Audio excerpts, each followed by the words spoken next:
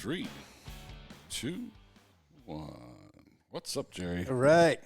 Welcome to the show. It's almost November. 80 degrees outside in Northern Virginia. And Before we turned the cameras on, we were talking about riding on motorcycles today. Like, it's 80 degrees unbelievable. in November, or, end of October. You know what's crazy, bro? It's 80 degrees in Boston. Oh, that's absurd. I'm not, a big climate change person, but I'm starting to think that, when it's 80 degrees in Boston in October, something's wrong. I don't know what it is. I don't know if we talked about it the other day, but I was back up there. It was October 12th.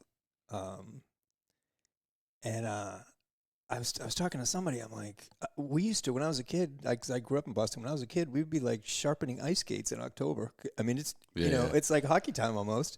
And it was like 75 degrees and sunny. That's crazy. Yeah. Yeah. I don't know what's causing it, but it's here. I don't care whether you believe it or not. Oh, yeah. No. Belief has nothing to do with it. All you got to do just go north. Well, that's what I'm thinking. Like, why would you want to retire in, other than the politics, in Florida, like, Massachusetts? And, although they're probably going to get a lot of snow at some point. Oh, yeah. That's the El Niños and all the rest of it. Anyway. What do you got, man? 29 October. So what are we going to talk about? Talk about a little bit of what happened on the market this week. TLT and the dollar. TLT is going to be interesting. We've been talking a lot about the F fund. We got a couple of special. Certainly, if you remember, I don't know if it's on the free side, but there's a couple of special edition F fund posts that we did that are going to get really relevant here really soon. And we'll talk about that a little bit on TLT. And then the dollar is just driving the train. We'll talk about that. And then the C fund chart. So what happened this week? Monday, 10-year yield hit 4.997.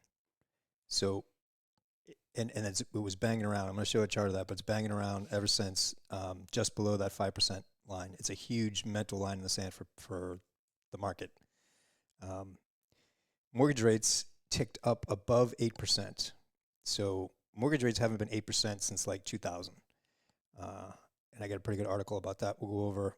And then, like I said about TLT, capitulation volume. So we haven't talked about volume a whole lot, but I put volume on the TLT chart. TLT is long-term treasury bond.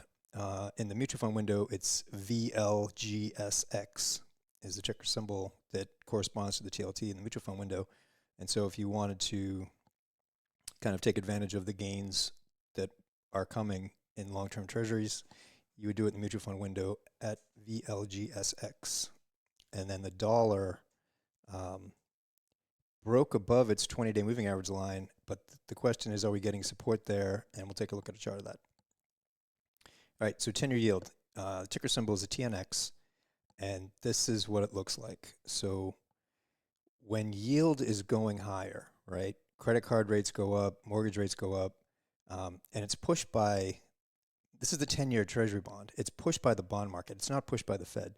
When the Fed raises and lowers rates, it's affecting the short-term treasury market the most. When the Fed raises and lowers rates, all it's doing is say raising the amount that banks charge each other for overnight lending, and then that kind of translates out into the short-term bond market. But the longer-term bond market, 10 years and higher, works.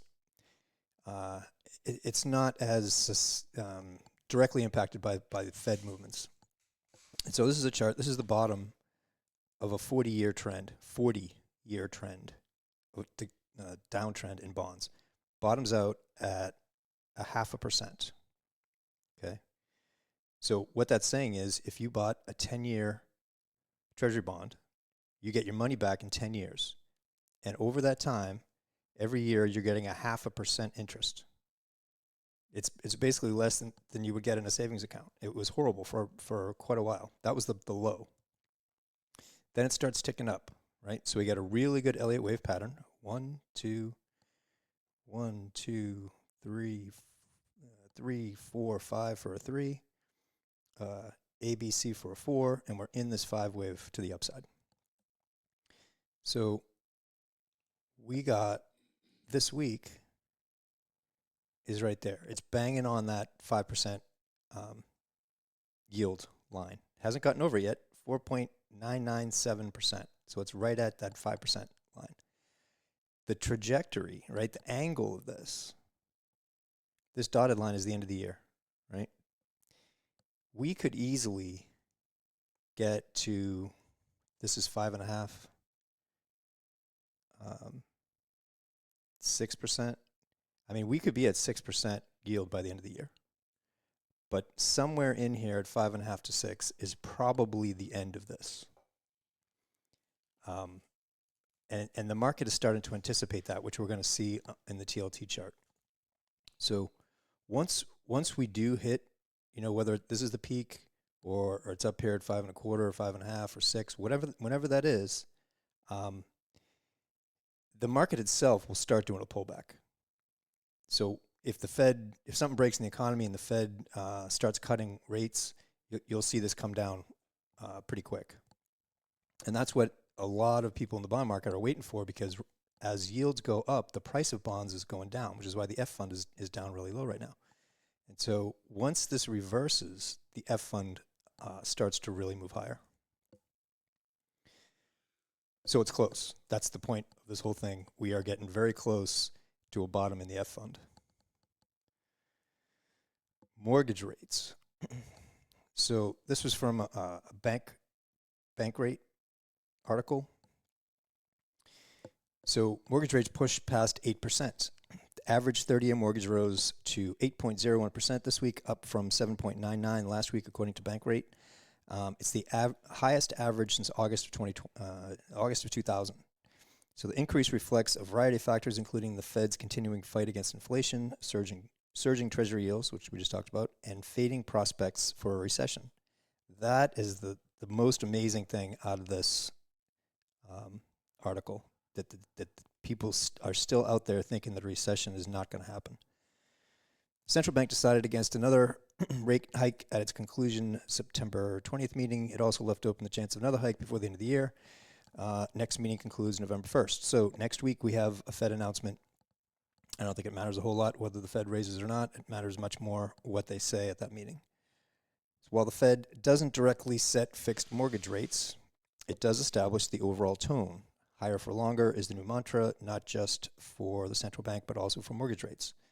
So if you're in the market for buying a house and you're looking at this and you're like, okay, the Fed says it's going to keep rates higher for longer. Does that mean I want to buy something now because rates aren't going to come down anytime soon? Or do I think that they're already so high that something's going to break in the economy, the Fed's not going to be able to keep rates that high, and they're going to start coming down, in which case mortgage rates will come down. So the most relevant benchmark for the 30-year mortgage rates specifically is the 10-year Treasury yield, which is the chart we just looked at, which is why we always look at the 10-year Treasury yield. Briefly dipped amid the recent conflict in the Middle East. However, those yields are rising again. They were near 5% as of October 25th. We just talked about that. So I hope I'm wrong and markets reverse the higher trend, but until we see consistently poor economic data, don't look for rates to improve much from here. So what that really translates to is unemployment. So the Fed all but is coming out and saying they need to see the unemployment rate tick higher before they're looking at lowering interest rates. That's essentially what poor economic data means. There's plenty of poor economic data. It's just not translating into higher unemployment yet. Okay, so TLT is long-term Treasury, 20-plus year Treasury bond ETF, and in the mutual fund window, it would be VLGSX. So this is the chart of TLT going back to 2014, and the big thing I wanted to point out here, the chart that we just looked at of yield is the inverse of this, right? The yield, when yield goes up, price goes down. So it's the same 1, 2, 3, 4, 5 pattern. It's just in the opposite direction from yield, okay? So we got 1, 2, 3, 4, 5, and this monster volume over the past 2 months. So volume is the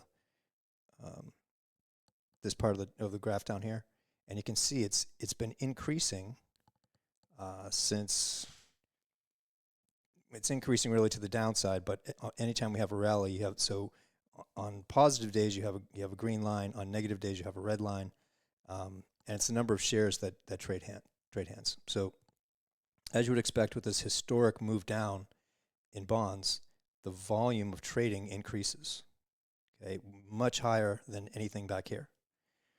But over the last few weeks, the volume has gotten ridiculous as the price is dropping, right? So that's called capitulation volume. Way, way, way bigger volume as price is just collapsing.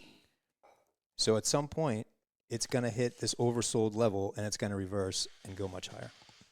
Okay, and we might be seeing that process happening right now because that's what happens on capitulation volume. So we've been talking about it for a long time, but it might very well be the close, if not the bottom, for the F fund and VLGSX. So then you would want to buy VLGSX, and since it's a mutual fund, they don't have it in TradingView, and so this is from stockcharts.com. VLGSX ticker symbol, chart looks exactly the same as TLT, and it's down here right now at $17.87. So if you bought it in the mutual fund window, and even if you know, if it came up to this high, right, that's a pretty good percentage return from 17 to 22.50. If it came up and hit resistance here at say 27, I mean that's a huge move. You could double. You can make a big chunk of money relatively, not risk free, but this is a really, really big opportunity in the F fund and the VLGSX. And so we're not there yet. It hasn't turned. We want to see a buy trigger, above that 20-day moving average line, the green line. But once we get a buy trigger on VLGSX, it's going to be a good time to get in there. The dollar. So we talk about this a lot when, here we are, I didn't go too far back in 22, but here's April of 22.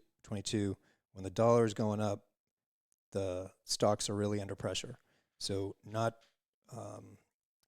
uncoincidentally, we have the top in the dollar here when in October last year when the stocks bottomed, right? And then the stock market was moving higher going into 23 because the dollar is falling. And so where are we right now? The dollar bottomed in July, right, which gave us basically a peak in stocks. And ever since then, the dollar is rising and stocks have been under pressure.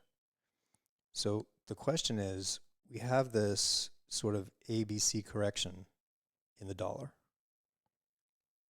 It got a little bit below that 20-day moving average line here, a little bit below it here. And so if the dollar was to collapse, stock funds would go higher. It's possible. It's just that right now, it looks like we're getting support here for the dollar. We had this big move higher. We have this correction, and the dollar looks like it's getting ready to do another leg higher.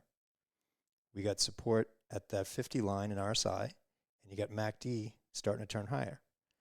So it looks like the dollar wants to do another leg to the upside, which is bad for stocks.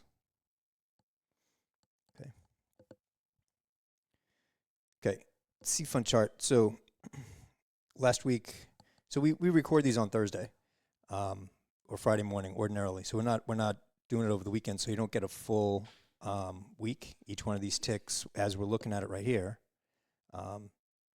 was Thursday of last week. So on the next chart, when we look at it, you'll see what I mean. So, but we talked about when price is below that 20-week moving average line. The risk, the downside risk is much more significant than the opportunity cost risk of it moving to the upside, getting above that resistance, and keep moving higher. Okay, so there's just more downside pressure as long as price is below that 20-week moving average line, that blue line, especially when the blue line is angling down. Okay, so right now it's curving over and starting to come down. If you're below it and like here, if you're below it and the line is moving higher, it's a lot more likely to be a buy the dip opportunity. This is kind of a sell the rally, right? So that was last week. If we flip forward to this week, this candle here was last week's, and it's a little bit bigger than the candle on this one, which is that's because Friday was a bad day last week, right? So at the end of the week, we finished well below any of that support, and then this week, it got confirmed to the downside. So is it possible that the market just turns back up and keeps going higher? It's possible. It's just not. Odds are, looking at this chart, you have a continued rounding of that 20-week moving average line. It's more likely that the price continues lower for some amount of time. And so we talked about that 4,200 line for a long time. We got below it this week. It was, it's a pretty important support resistance level. It was resistance here and here and here. And it was support that failed here, support that failed there, broke out to the upside there, which gave us that rally. And now we're back down, and we're testing it last week, but this week we got a pretty clear breakdown to the downside. So if you're looking at the C fund on a weekly basis, I would want to be in the C fund on a weekly basis when we get back above that 20-week moving average line. And until then, I'm looking for some kind of bottoming process, but there's no buy trigger until we get back above there. Yeah, and if you were, on our member call last night or yesterday when we did it, Jerry did a good, kind of a perspective thing. If you are a member, make sure you go watch the replay this weekend if you haven't already watched it, because it really gives some good perspective on how it looks right now, like potentials for where it's going, because we kind of broke that Elliott wave pattern, what we were talking about, right? And it's that can mean several different things, and most of them don't look good. Right. Most of them look really bad. I mean, we zoomed in to kind of a daily perspective, and then out to a really long-term perspective. Yeah. And perspective is everything, and we're going to put out that video on. There's a handful of charts that I did that, definitely show that there's more downside. You have to be aware of it. Right. That's the biggest thing. Yeah. Be aware. Yeah, it's the most important thing is to stay aware, right? Stay involved. Yeah. Watch the market for what it is, but you have to have a little perspective here when you go back and look at the long-term trend of the market. We were talking about, the market always goes up. It does. If you pull back far enough, it always goes up, right? But if you zoom in a little bit in different times, it goes down. Yeah. And it's a very, very, very hard drop when you lose 30, 40, 50% in the S&P 500. But not to say that's going to happen. I'm definitely not a Mr. Doom and Gloom. I tend to be pretty optimistic, and I think, there's still some potential here for a fourth quarter kind of rally. Sure.